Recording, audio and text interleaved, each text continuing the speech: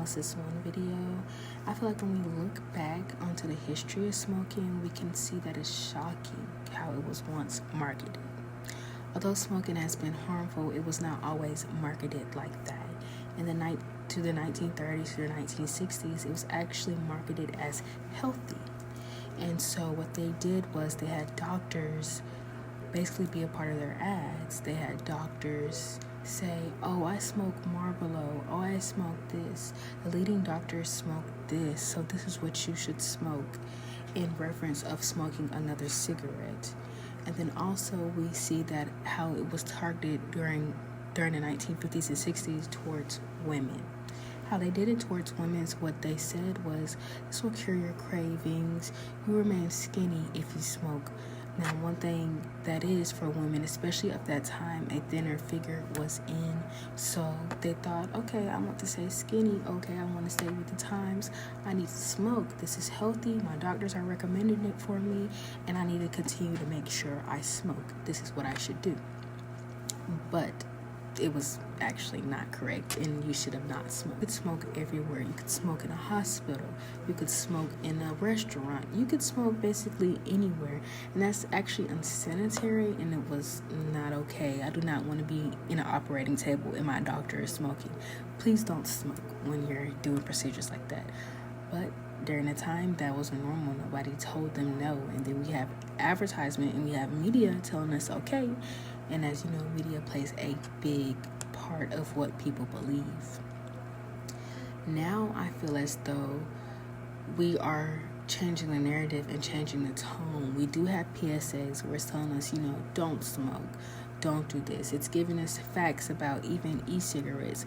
We see with e-cigarettes, it's telling us, okay, this is how much metal is in e-cigarettes. Don't smoke that. So we do see better advertising now, better public service announcement telling us not to smoke. I feel as though it's still glamorized in media through movies, shows, and things such as that. It's still glamorized, and especially e-cigarettes. E-cigarettes are mainly targeted for younger adults. You can see that with what they're named, how they market them, even how they look. It gives something that a young adult would like, and they continue to market towards that audience.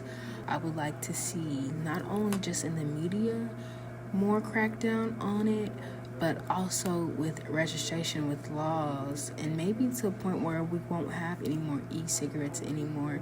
And I know some people that smoke vapes and all that wouldn't agree, but in the long run, vaping is not going to help us. For example, and I will put it in the bio of this YouTube video, and I'll put it in the thing, there was a 16 or 17-year-old, I believe, that lung collapsed because they were vaping and smoking that much, and the body just cannot handle that. This is something new. E-cigarettes is new, so to our bodies, it's not good for our bodies at all, and it's not good for our environment. And in my conclusion, I would just like to say that overall, this shows how powerful media is in shaping our choices. In the past, advertising normalized smoking and even made it glamorous. But today, public service announcements and regulations are working to undo that damage, or just to have us make better choices.